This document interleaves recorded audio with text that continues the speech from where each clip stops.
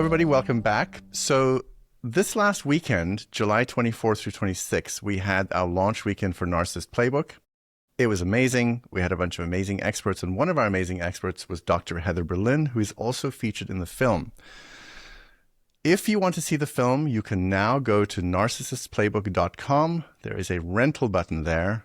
You can watch it globally, and I'll also put the links in the show notes. But before we get into chatting with Dr. Heather Berlin, let me just do a quick intro. I have it here somewhere because she's a very, very smart person. By the way, some of you guys know I love smart people. I love learning stuff. This is yet another opportunity for me to do it. So, Dr. Heather Berlin is a neuroscientist and clinical psychologist and associate clinical professor of psychiatry and neuroscience at the Icahn School of Medicine at Mount Sinai. It's a mouthful. That's how smart she is. Her research explores the neural basis of trauma and dissociation with a particular focus on the insula, the brain region tied to body awareness, and on depersonalization, the clinical term for the numbness and disconnection so many survivors describe. She holds a doctorate from Oxford and a Master of Public Health from Harvard and clinically treats trauma-related disorders. She's a well-known science communicator, hosting PBS's Nova, Your Brain, and appearing regularly on Star Talk with Neil deGrasse Tyson. Her new book, The Fine Art of Losing Control, is available for pre-order now. Where is it available for pre-order? Amazon, Barnes & Nobles, wherever you get your books. Wait. Yeah. Sweet. All right. Well, listen, thanks for coming back. We just had a conversation over the weekend. We spoke about some stuff, but I want to dig into something that you and I have, well, I've alluded to you because I have this theory. I have this hypothesis. So now I'm going to test my hypothesis with you. So, my hypothesis is that dissociation is the cornerstone of narcissism, right? That's what I think. It's not just what happens to the people they hurt, but something happening inside of them as well, like a disconnect from their own shame and from their own actions. And if that is true, I think it's super dangerous because someone can do real harm and genuinely not feel any concern, and they can rise to the top of a company, an institution, or a country and never be stopped by conscience, because the conscience isn't there to stop them. And I know I'm assuming conscience and association to dissociation is somehow related, and they may not be. So bear with me. That's my hypothesis. But because of the studies you've done in depersonalization, let's just maybe start with, can you help us understand what disassociation is? Like when someone's dissociating, like what actually is that? Basically, it involves a disruption in the normally integrated functions of memory, emotion, identity, perception, body awareness, agency. All these things are normally integrated, and it feels like one cohesive whole. With dissociation, and it can take different forms, there tends to be a disintegration between these things. So, for example, a memory can separate out from the emotion attached to it. You know, your identity you can feel like separate from the things that happened to you, like it didn't even happen to you. And these are protective mechanisms, but when they go too far, they can become clinical or pathological that you can't reattach. And part of therapy is about the reintegration of all of these processes together, so that your sense of your body awareness is integrated with your sense of self and your perception, your memory, your emotion. So that's like what it is, broadly speaking, the disintegration of normally integrated functions of the mind and the brain and the body. Okay.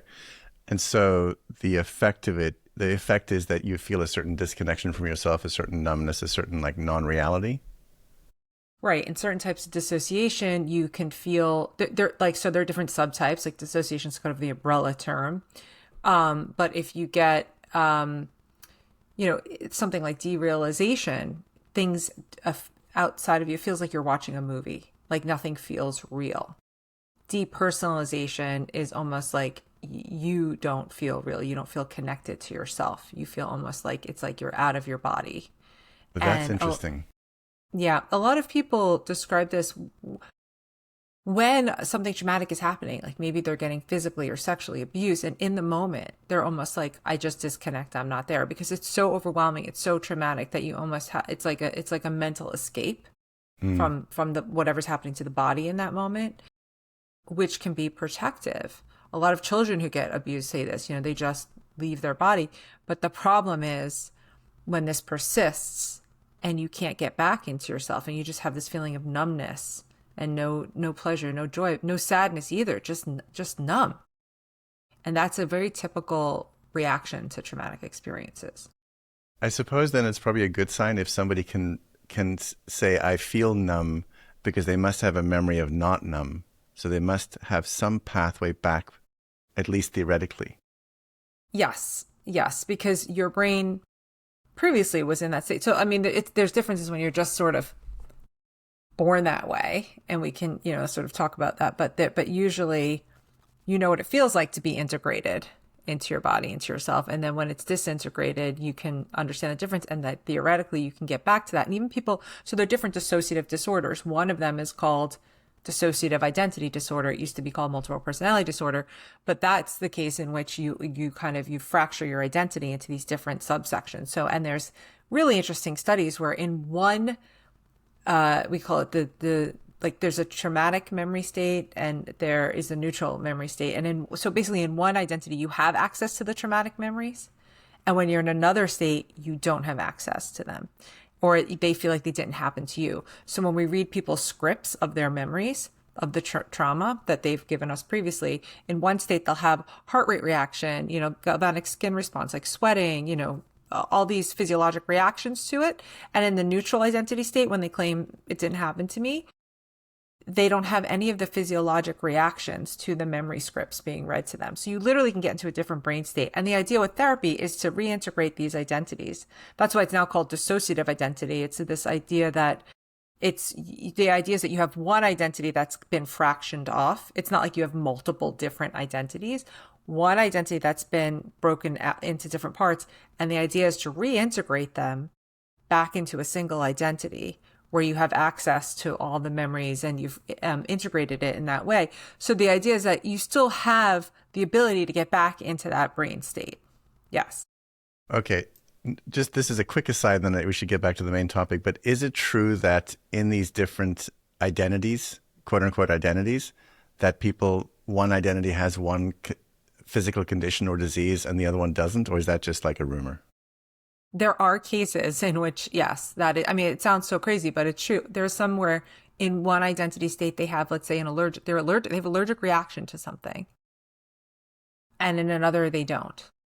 I wrote up a case where there was a patient who said she was blind in one of the states, like could not see, and then could see in the other state. Now, this, like, physiologically speaking, in terms of how the brain works, is pretty impossible. Like, try to keep your eyes open and not see. Right. But when this was a study that was done in Germany.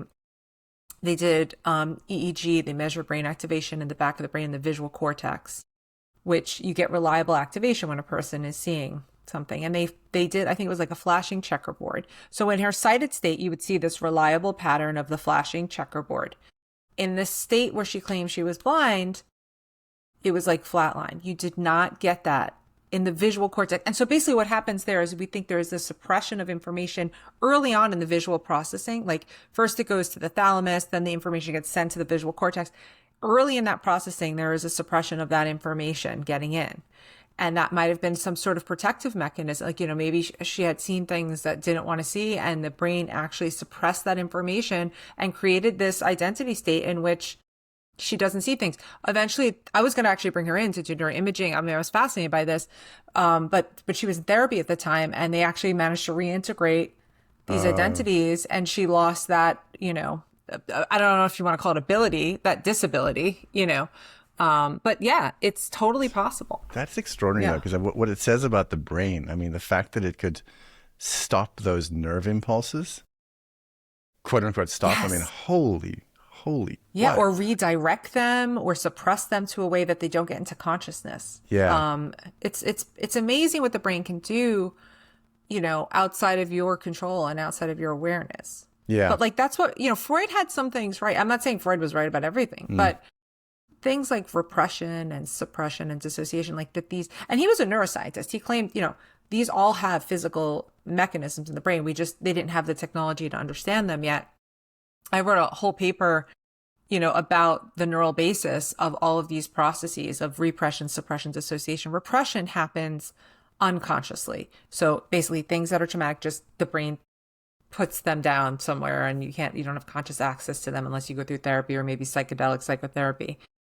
Suppression is when you actively do it. Like, okay, I'm having a fight with my partner, but I got to go to work. I'm going to just push that away. I'm not going to think about it. So you're consciously pushing it away. But repression happens automatically. So that's when there's a lot of controversy with repressed memories, which, we can get into, but there is a mechanism that does that. And then the dissociation is the compartmentalizing, so fractioning off. So instead of pushing down, it kind of just, you only have access to the memories when you're in that particular state, but not when you're in a different state. Okay. So let's get back to dissociation then, and maybe depersonalization. So you mentioned something about being born that way. So what happens there? Well, I would say it like this. I don't know if I would say being born that way. I would say maybe having a genetic predisposition to dissociating. And so that is to say that not everybody needs to have trauma happen to them to have a dissociative disorder, right? Not everybody. Now, while a majority of people who have these disorders tend to have had some traumatic experience, not all of them do. I've had patients that, just have had severe anxiety or OCD and things that and then they develop this depersonalization just from chronic anxiety. And, there are different ways. So I think, people can be born with genetic predispositions. We also see that people who have certain dissociative disorders like dissociative identity disorder have smaller amygdalae and hippocampi. The amygdala is involving emotion, hippocampus is involving memory. And, the question is what came first, the chicken or the egg, right? Were they born with smaller hippocampi and amygdalae and that's why they got this disorder? Was it early life stressor that releases cortisol that affects hippocampal development? We know that, that affected it. Is it that people who have larger hippocampi and amygdalae are more resilient and not affected as much by the trauma? So, there's a lot of questions there, but I certainly think there are certain people that have a genetic predisposition toward developing these disorders, or for example, toward using depersonalization or derealization as a defense mechanism. Right. Okay. So just back to my theory. So what I'm trying to figure out is, is that's what is happening with like NPD? Is it basically dissociation? And the reason I'm asking is because in some of the people that I've interviewed that have NPD, and the extreme versions as well, some of them talk about a decision they made early on in their life to just cut something off inside of them, and they no longer have access to that. And so that's where I started to think, like, what is that the basis of NPD? And I just wanted to get your thoughts on that. I know it's a very general question. Yeah. Well, I mean, as you know, I think there are different types of, so NPD being narcissistic personality disorder. There are different types of narcissism, let's say, of narcissistic kinds of people.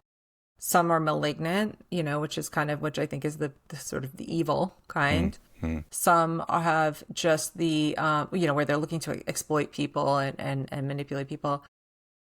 And, there's a sort of overlap there with psychopathy, right? Yeah. So you have, just to differentiate for clinical purpose, there's narcissistic personality disorder, there's antisocial personality disorder, which people call, psychopathy or sociopaths. But a malignant narcissist is kind of like a sociopath, and a lot of them have dual diagnoses, so it gets a little murky there. But all could ASPD has NPD in it. Is that true? Not all. Okay. I would say not all. Okay. They tend to be comorbid. We say, they coexist, but you can be antisocial and not be narcissistic. I just want the audience to understand, antisocial doesn't mean they don't like socializing. It's actually antisocial personality disorder. Like usually in order to get the diagnosis of antisocial personality disorder, you had to have had conduct disorder as a child. Basically, a lot of it is like cruelty to animals and, having no empathy and those kinds of things. So some of the traits of antisocial and narcissistic personality disorder or malignant narcissism overlap, like lack of empathy. But some narcissists are not sort of evil or not looking to hurt people. They're just, everyone needs to look at me. Everyone needs to pay attention to me. If you think about, not to say all people in this industry, but, like actors and actresses and people who need to be on stage. And they're not all like this. I'm just saying you can think about the kind of stereotypical, right? And if they don't get attention, they, or feel like they're dying. They're very, yes. Yeah. Like they're dying. They need to be, there's a chapter in my book called Fame on the Brain. And it's the effect of fame on people and why they want it. But a lot of that is narcissistic personalities. Yeah. But, in the film, specifically, we're talking about these malignant narcissists so narcissism in itself doesn't mean they lack empathy. Yeah. Okay. But malignant narcissists who are there to manipulate people or people who have comorbid antisocial personality disorder, exploit people, manipulate people. It's all about them. And that's the kind of personality type we're kind of exploring in the film. Yes, absolutely. The thing I'm thinking about is, and this is a question, so Dr. Daniel Shaw wrote an amazing book about traumatic narcissism, and he talked about how narcissists tend to have compartmentalized or repressed their shame. And he has a theory that they then project that on other people and try to get other people to feel shame, which I find pretty interesting. But I'm wondering if part of the reason that the narcissist doesn't feel their shame or their guilt, and I'm being very, very general here because I know some do, is because some part of the brain has shut it off from their awareness. That's kind of what I'm thinking about. Yeah. So there is, and now we're going to get a little bit more like fine grained with dissociation and detachment and things. There's detachment, there's dissociation, but there's emotional detachment. And I think, and again, it's what comes first, the chicken or the egg, are they kind of born this way with a predisposition toward having low empathy, having, low theory of mind, although a lot of them have very good theory of mind. They understand how people are thinking. That's how they're able to manipulate them. Can I just stop you there? Theory of mind, though, does that imply feeling other mind or just conceptualizing other mind? Conceptualizing other mind. It's not necessarily feeling what other people feel, like empathy, but being able to predict theory of mind. Like so certain people like on the autism spectrum don't have very good theory of mind, in that if I say, look, this is my view over here, and what's Sally's view for standing over there on that mountain? What does she see? They can't visualize what that person is seeing from their perspective. So that's kind of theory of mind. Or there's these fun games you do with kids where like they're like, this doll takes this away, but only this person sees it and the other person doesn't. And like they only claim like that person has knowledge of what they saw themselves, not of what they saw them see. It gets complex, but it's sort of understanding what another person is thinking. Yeah. And then you have another part of it is understanding what another person is feeling. But so I think they have, pretty good theory of mind, because that's how they can manipulate people. They understand how this person's going to react and how they're going to, but I think they have very low empathy and they have emotional detachment. There's some splitting that can happen, and there's like compartmentalization. I'm hesitant to call it. I think a lot of these processes overlap with dissociation, but I don't think it's identical to dissociation. That being said, there may be a subtype of these malignant narcissists who have been traumatized as children, who do dissociate, and then that morphs into this, pathology of almost like, you do the same abuse you've had, you perpetrate on other people, and they're doing it with a lack of empathy because they're completely dissociated and don't feel anything. And sometimes they do it just to feel something. Yeah. Yeah. Before we continue, quick pause. If you haven't seen Narcissist Playbook yet, it's out now. You can rent it globally at narcissistplaybook.uscreen.io. The link's in the show notes. Please go watch it. And if you've seen my recent share on social media, we're currently in the smear campaign part of the playbook. Fun times. Also, I can see in my analytics that roughly 68% of the people watching and listening to this podcast are not subscribed. If you're one of them, this is me personally asking you to hit that subscribe button right now. If you've been in a romantic relationship, a family dynamic, a corporation, a church, a group, a movement, a political party, and you've recognized these patterns and this podcast is helping you make sense of it, hit that button. The more subscribers this has, the more platforms push it to people who've been through this, and need to hear it. And if you're listening on audio, please rate the podcast and leave a review. And if any of this is resonating with you, there's a lot more happening over on my Patreon. It's full of people who recognize the stuff immediately because they've lived it. So you don't have to explain yourself there. Active investigations, Q&As, rants, in-depth discussions, conversations with survivors, things that never go public. Some of what I talk about there, the algorithm actively suppresses, but it needs to be heard. If that's interesting to you, come join us at patreon.com/Mark Vicente. Links also in the show notes. All right, back to the episode. Here's what I've been thinking a lot about. I spoke to this guy, his name's Jacob, self-confessed narcissist. He's not in the film, but I interviewed him. And we were talking about like his, so-called inner child. And part of what happens every time I interview one of these people, like I'm comparing them to myself because that's my only frame of reference. And so when I go inside, I have a lot of feelings in here, and some of them I can access easily. They feel comfortable. Some of them are a little more difficult, and some of them feel really, really difficult. But I know they're there. And I know that if I did the appropriate therapy and got some help from somebody or, psychedelics or whatever, I could probably go there. And these people I'm talking to seem to either have zero awareness of it, or they say something like, that died a long time ago. Like that's not there anymore. The inner child there's no resurrection of the inner child. It's gone. And so non-clinically, I sort of go, well, that's so interesting. That's like a severe kind of dissociation. I'm using that word very broadly now, not in a clinical way. And I keep on thinking like, okay, so they don't feel all those things. And it's not necessarily a question. I'm saying these things, but also I want to open up to your thoughts. It's not just a question of like, I'm suppressing a bunch of things. It's maybe that I did at some point suppress them. And now I don't have access anymore. This is what they're reporting. And so I'm just thinking about everything you're saying and how that relates, Yeah. I think it's not one size fits all. I think some are, when I say born that way, I think some start from a very early age of just not caring if they hurt animals, people. They almost get a rise out of it. And I do just think that is some sort of genetic predisposition in the way the brain is wired. So it's not that every child comes out perfectly good and then it has negative experiences and then turns bad. Now, there are cases of that.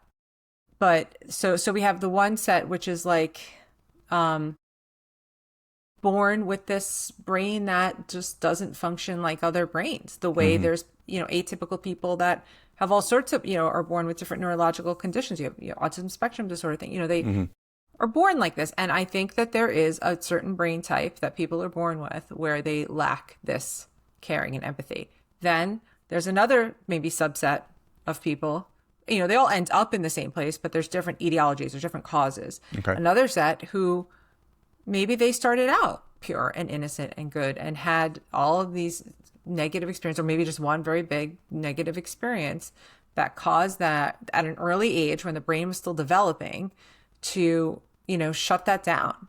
I can't feel anymore. And like some victims develop like, dissociative identity disorder and all sorts of dissociative disorders. And maybe some, and this is a theory, we don't really know for sure, but maybe some go on to develop to be narcissistic personality disorder because of the trauma that they experienced. Right. And they literally don't, just like the way in the dissociative identity states, you just don't have access to, like the brain can do all sorts of weird things, right? Like you don't have an allergy or whatever. It can also do this thing where it's like, I'm going to cut off emotion.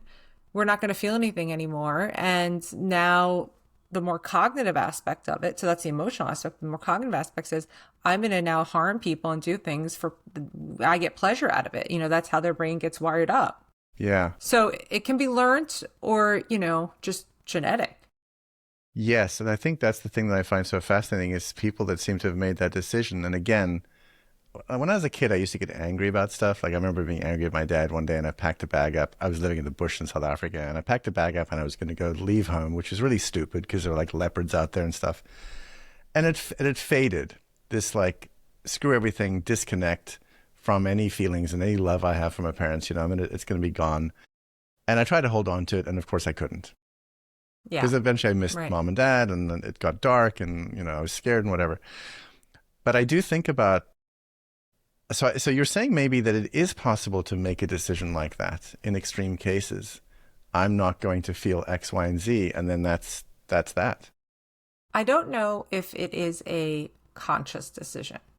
I think it is like with other kinds of like repression, suppression, dissociation.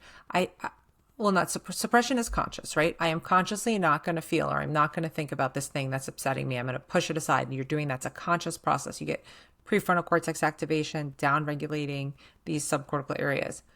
But I think a lot of the time it happens automatically.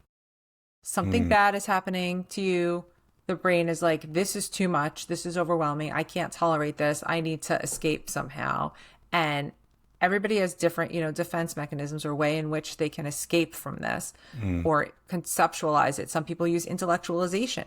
I mean, that I think that some of, not to psychoanalyze you, but like some of what you've done with your trauma is like, I want to understand this.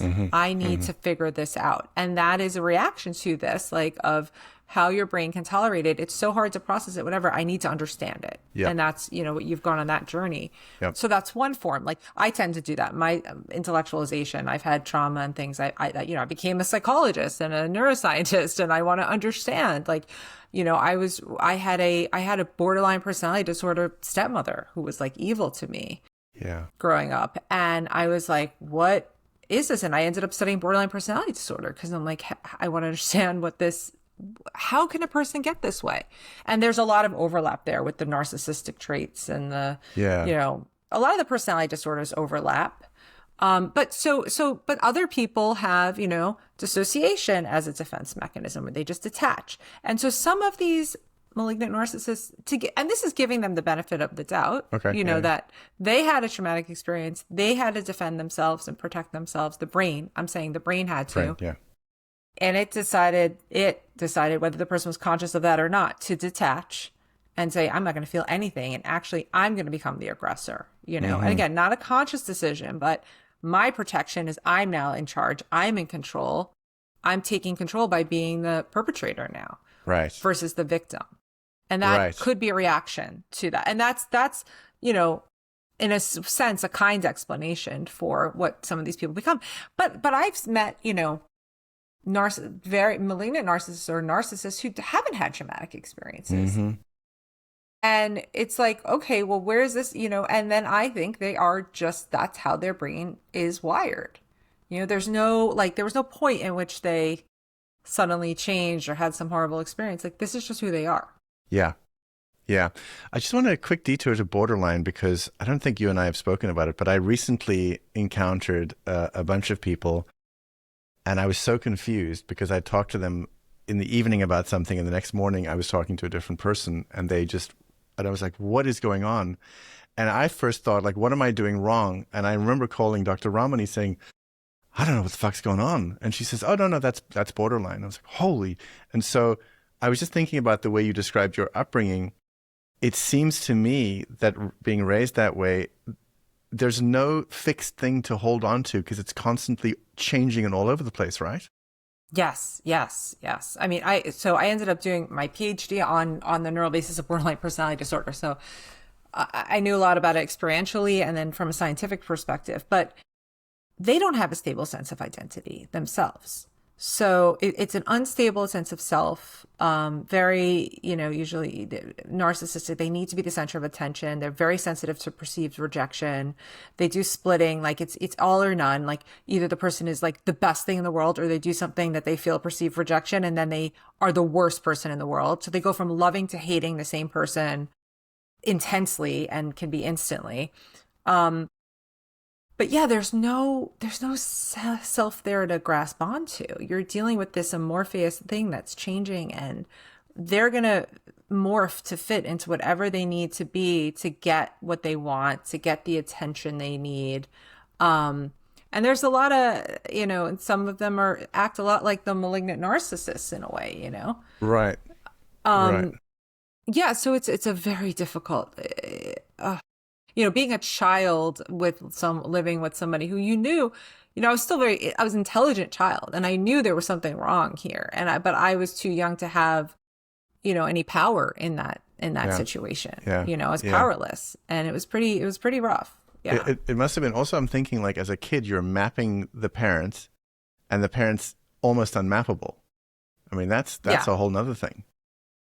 Yes. Yes. I've had, like, I was not the luckiest in the parents department, but Yeah. yeah, you don't have a sense, but all it takes is one stable, consistent adult in your life that can imprint on you, that can help. Like for me, it was my grandmother. She, thank God for my grandmother. I love her so much. She passed away Hmm. a few years back, but she was like my guiding light. I mean, I think if I didn't have her, I probably wouldn't be, where I am now. Like because part of me I did go through a very rebellious period of like, my mother and father, it was all messed up, my childhood. And I just was like, who cares about anything? I'm going to go Hmm. out and just be a wild child. And I had a period of that. But my grandmother was this consistent, loving, supportive, always there for me. I just felt her consistent love, and that was so important. So for anybody going through this, I think having at least one person in your life that's stable and that's, you can connect with Hmm. can make the big difference. 100%. Yeah, I had some of that too. I had some craziness and some stability as well. Hmm. So I'm just thinking about, people say things like, well, the narcissist is lying. And I've been thinking a lot about, okay, so there's some kind of disconnection. You were born that way. The brain does it. Maybe it's a conscious decision. Maybe it's not. Sometimes they say it's conscious, but it may just be the way they're making sense of something that happened.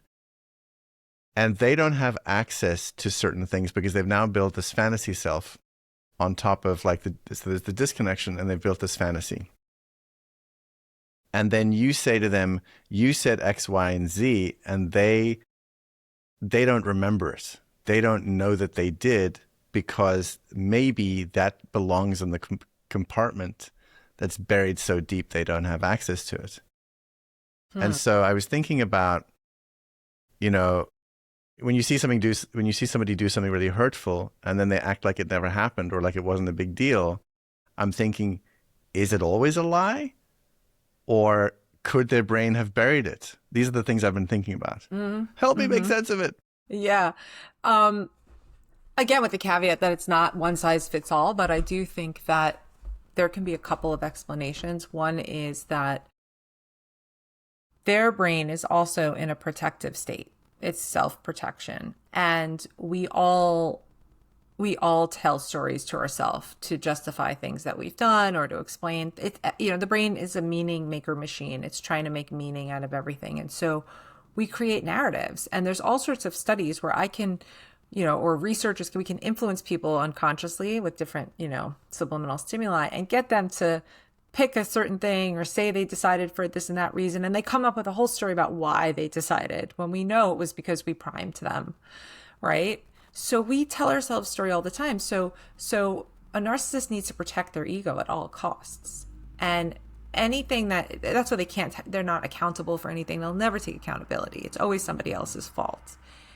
And, the question you're asking is sort of like, how much are they kind of doing this on purpose? They really know it's their fault, but they're trying to cover up. And how much is it just, Yeah. and I think it's automatic. I think they believe it. They have to believe it because their ego needs to be protected. And so I think when you're getting to the level of severe narcissism and, I think they've lost that sense of, Hmm.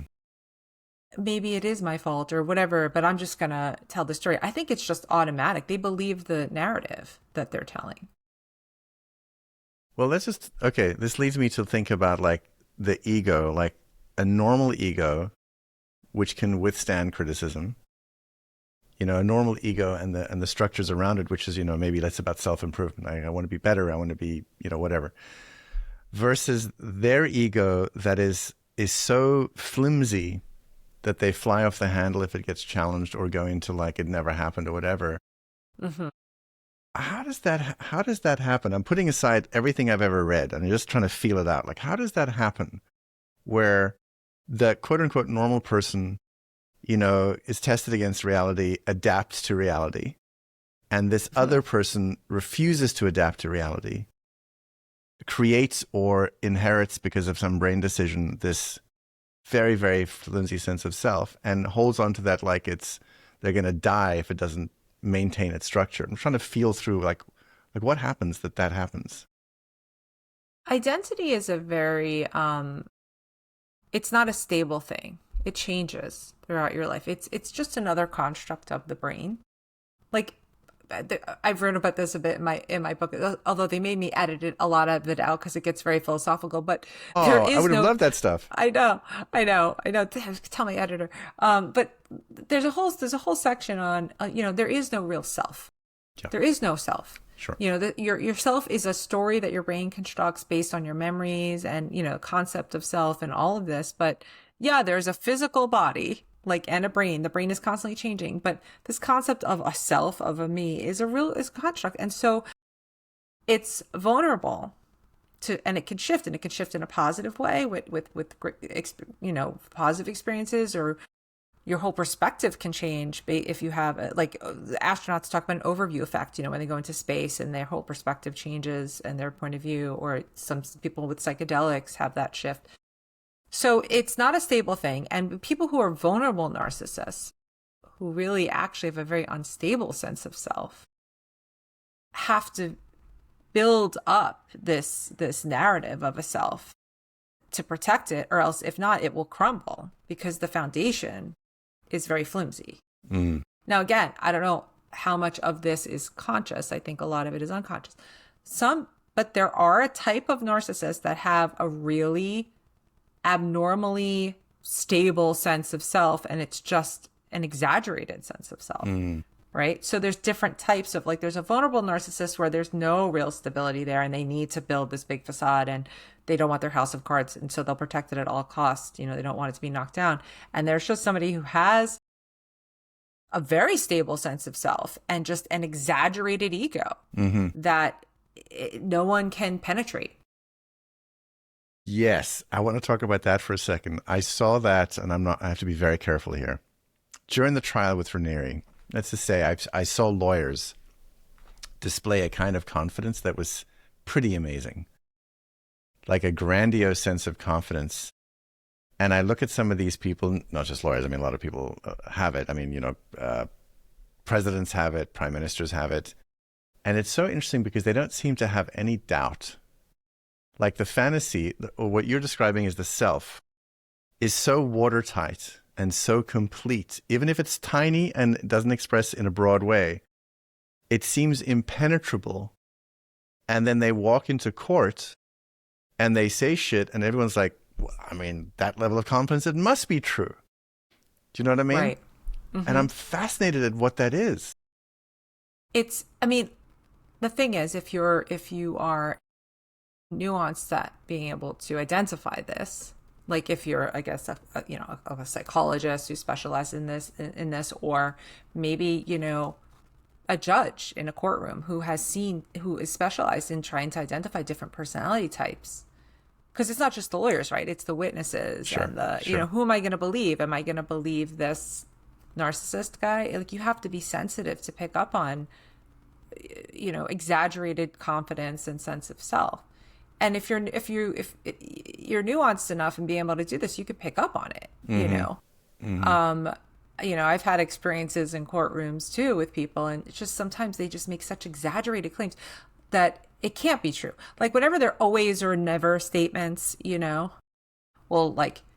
she's always been a horrible person, or I'm always, I'm always doing all the good things and I've never done anything bad, and she's always been horrible, and whatever, they're saying all or none. That's not realistic. That is, so and if this person can never admit to anything, like a smart, narcissist who, is very skilled, would admit to things, even if they don't believe it, that of wrongdoings. Yeah, you know what? I agree. I didn't do this thing correctly, but then again, this other thing, no, that one I really did. I was right on, so that's more believable than someone saying, I did nothing wrong. Yes. But they don't have doubt they're so confident in their ability. It's actually amazing.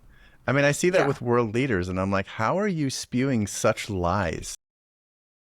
There's no sense of remorse of lying. It doesn't even feel like a lie anymore. You do it so much. They believe their own lies. Yes. They don't feel like they're lying. And they have to believe it. And that's the thing is, if you give them polygraphs and brain scans and whatever, it doesn't come up like they're lying, even if it's a bold lie, because they believe it. They've managed to train themselves to believe their own bullshit, basically. And unfortunately, those are the kinds of people that get into power, because those are the kinds of people that want power. Yes. You know? And I'm not saying everybody in power is, you know, like this, but majority of people are, because those people who are not big egomaniacs and whatever tend to like not want to be in those positions, you know?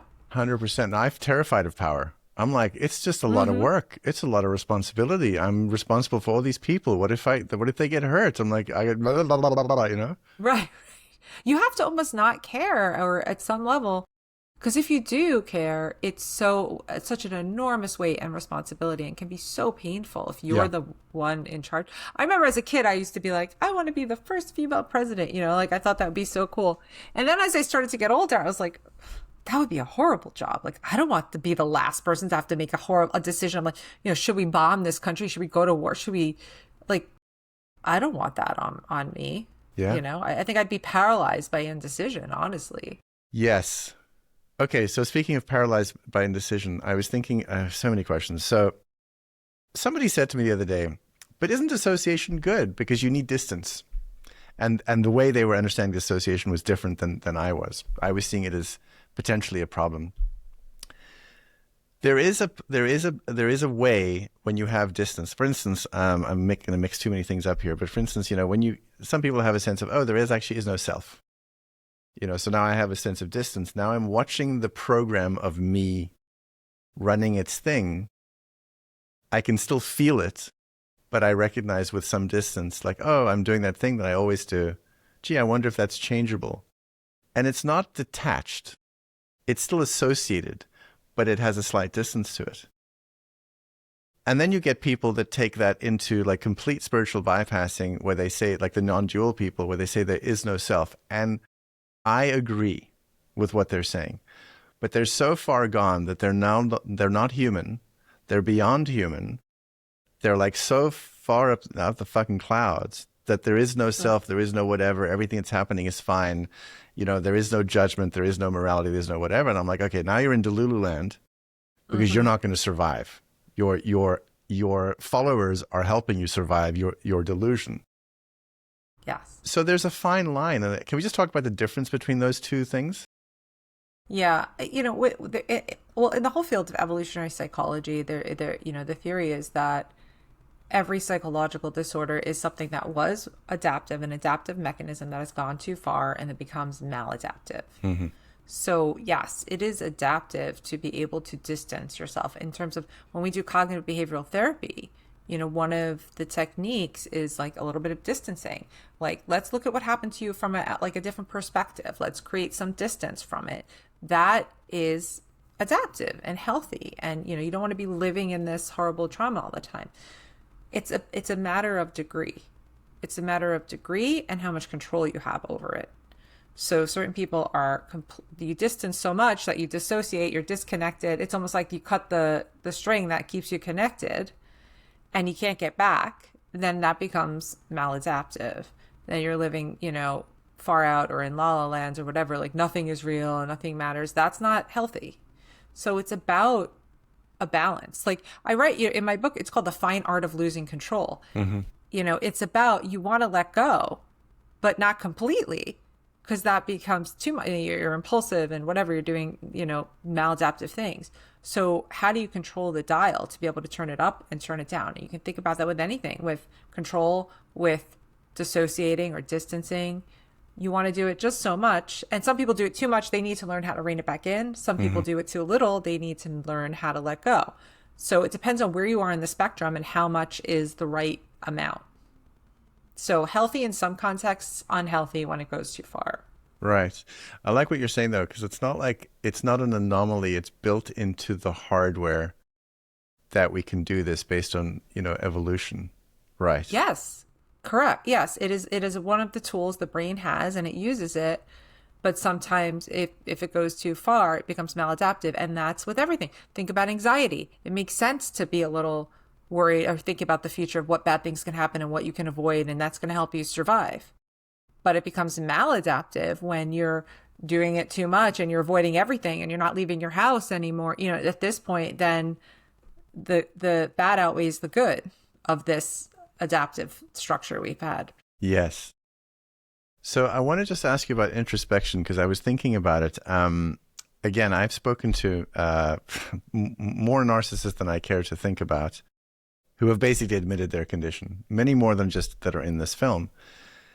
And I remember talking to one at one point about like going inside and checking inside, you know, doing sort of an inventory of what feelings are there. And they had a very bad reaction. They said, it's absolutely horrible in there. I don't want to go there. And I was so interested in that. And I was assuming later I put it together. I said, oh, there must be a bunch of shame and a bunch of self-hatred and disgust and stuff in there. And I think about, and this is a question I put to some of the narcissists in the film, you know, because I was trying to compare my experience, which is I can go in there and I can feel what I'm feeling, not completely. And they just can't. Like they can't go in and think about what they're feeling. It's almost like they're animal-like in their they just feel this thing.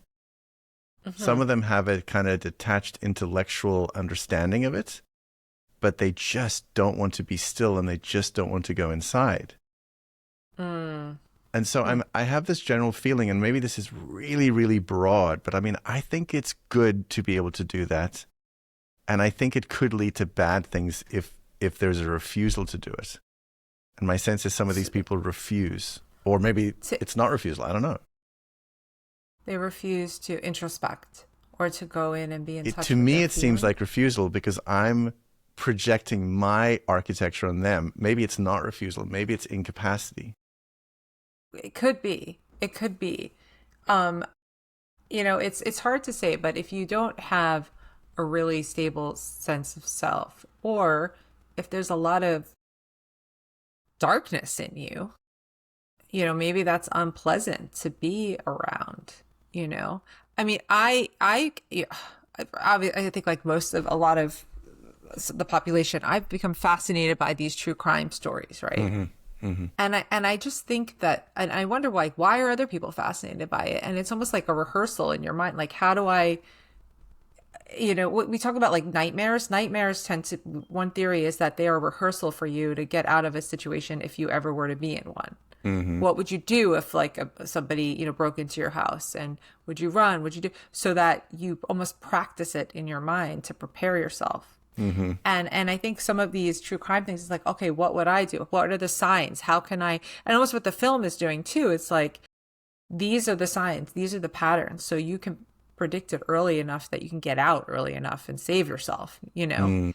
But when I look into these, you know, I'm trying to get into the minds of these killers who can just do it and not have any remorse and it's almost like it's impossible to really try to understand, like, what is this person thinking? And I just think there's has to be two things. One is that there's just nothing. They feel nothing.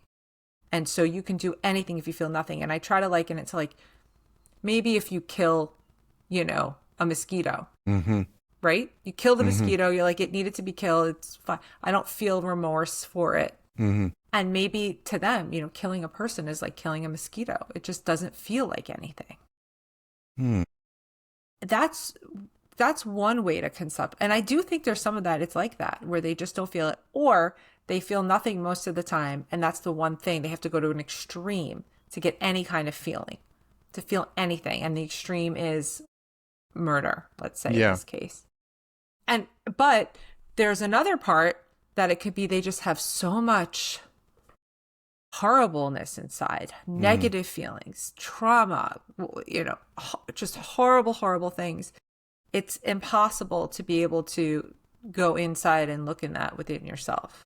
You know, when somebody has so much evil, and it's not the type of which they can do these evil things just because they don't feel anything or they want to try to feel something, but it's really just a darkness that they don't want to live in themselves. They can't, it's just they can't explore it. It's too much.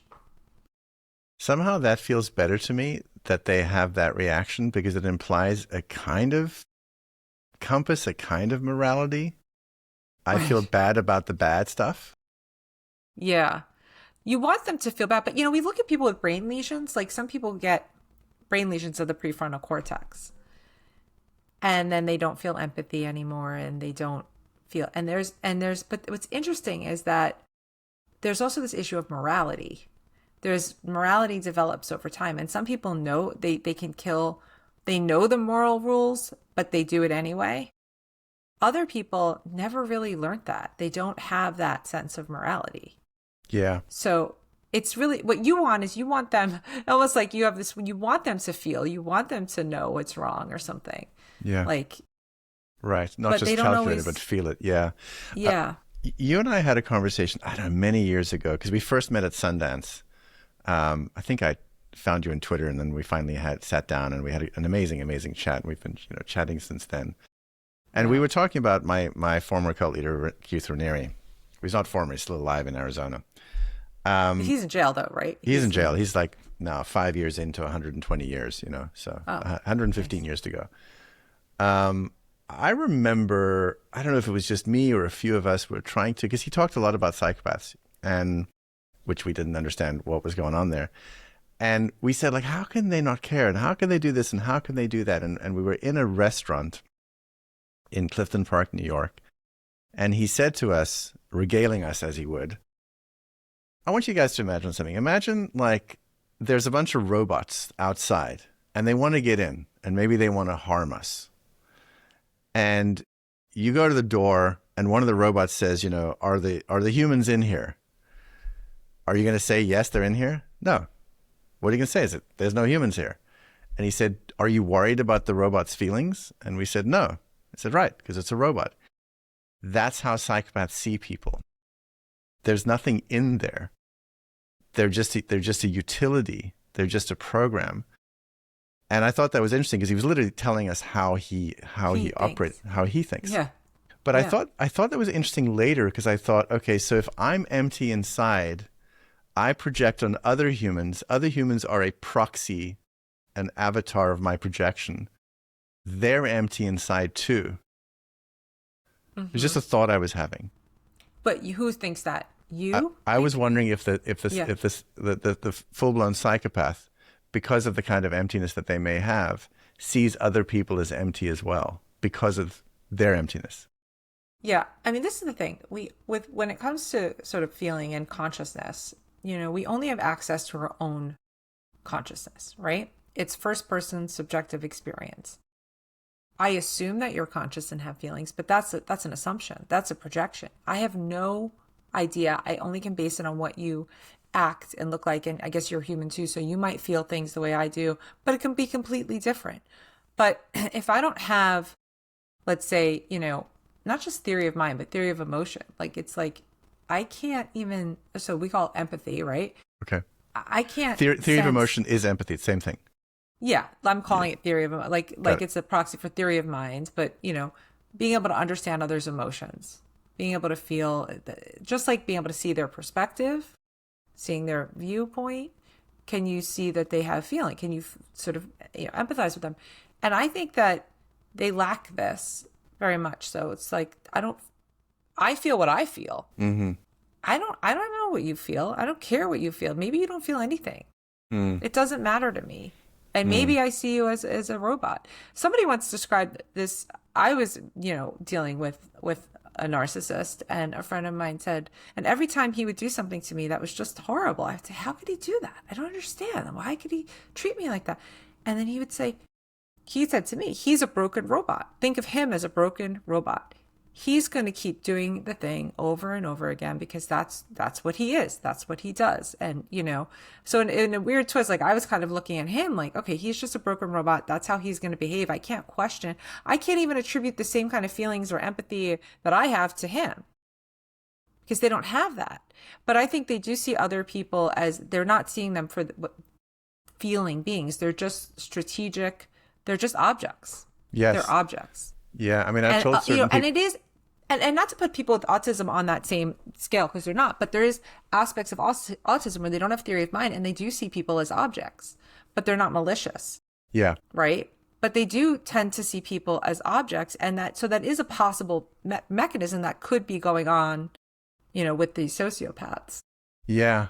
Yeah. I was thinking, as you said, that of Asperger's, my father-in-law, brilliant man, Asperger's, has a lot of difficulty with that kind of stuff. But if he recognizes he's hurt somebody, he's mortified. He's really like upset that he didn't see it and he didn't realize,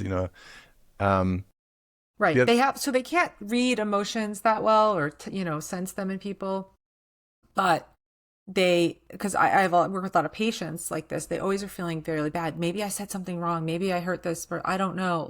Because they're not good at understanding how to read emotions or how to interact that well with people, but they do feel bad if they think they did something wrong or might have hurt somebody, but they can't figure out how they hurt them or whatever, Yeah. So it is interesting. It's an interesting phenomenon, but it's to say that there's certainly a possibility that these people just don't see the emotion in people. Not only that they don't care, but they just don't even see it. Yeah. No, I think that's very accurate. I was just thinking. The thing with I was just thinking about Keith Raniere because you mentioned him. It's like, obviously I was fascinated by this case, and I watched the whole thing that you were in and produced, right? And amazing, crazy, but thing. Crazy. I can't even imagine. But I was fascinated by it, obviously from a science perspective. But what fascinated me more is not him, because we know types like that. But it's still the people.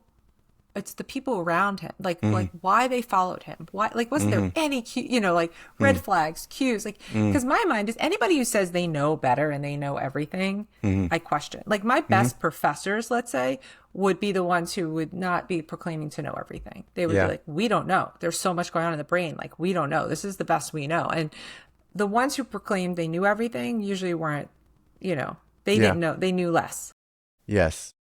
It's so interesting because one of the things I've come to as well, Chase Hughes is, right? No, I don't know Chase He's this Hughes. Supposed CIA guy who teaches people about Psyops. Oh, cool. And one of the things he talks about is how you have to help people, not help people, you have to get people to reframe things. So if somebody's not an enemy, but you need them to you need people to believe they're the enemy, you have to reframe the enemy, make them the enemy, make them not humans. And once you've reframed that, you can get people to do what you want, to go and attack that other country, those other people.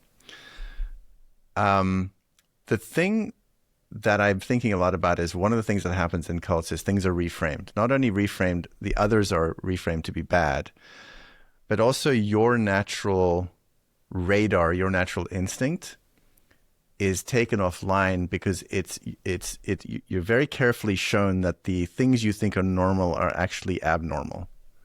For instance, you're saying that you're being victimized or you're saying that you're being abused is actually a control strategy that you're using to try to get control of something. And if you continue seeing yourself as a victim, you're never going to get anywhere. And after all, this is a business school. Don't you want to feel empowered? So what do you want to see yourself as a victim, or do you want to see yourself as somebody that has, action in the world and agency?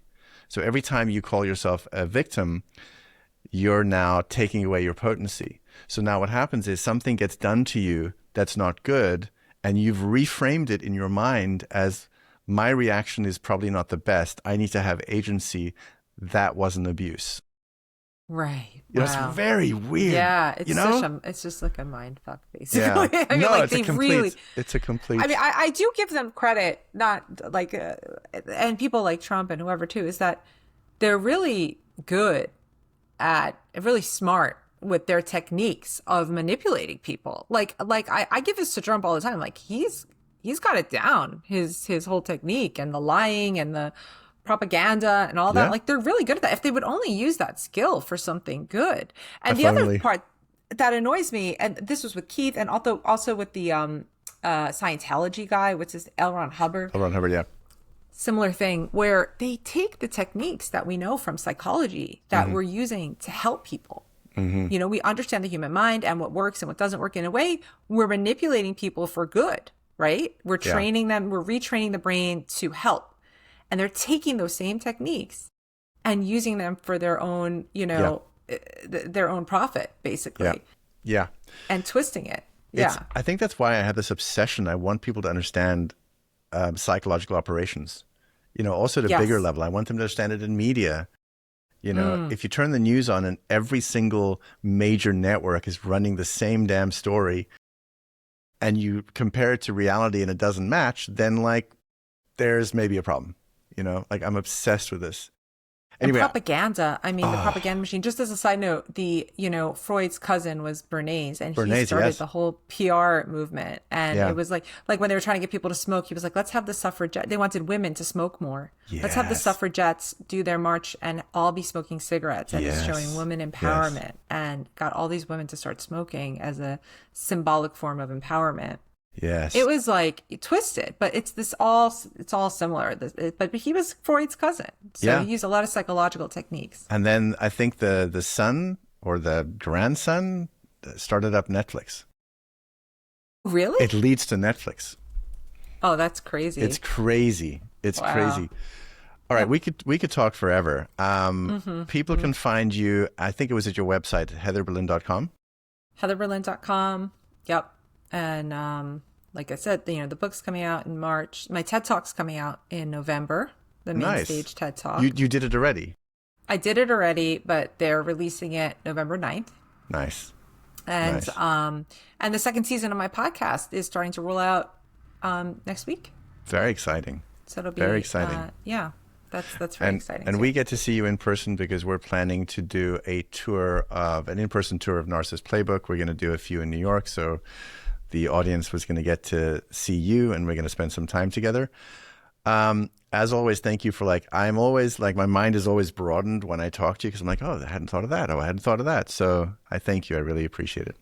Thank you so much for having me. I look forward to those events in New York. Yeah, right? And I feel like I can talk to you forever. We can forever. Continue the conversation. Yeah. All right. To be continued. Thank you very much. Yeah, and to my audience, I can't even speak properly. And to my audience, as always, please stay curious.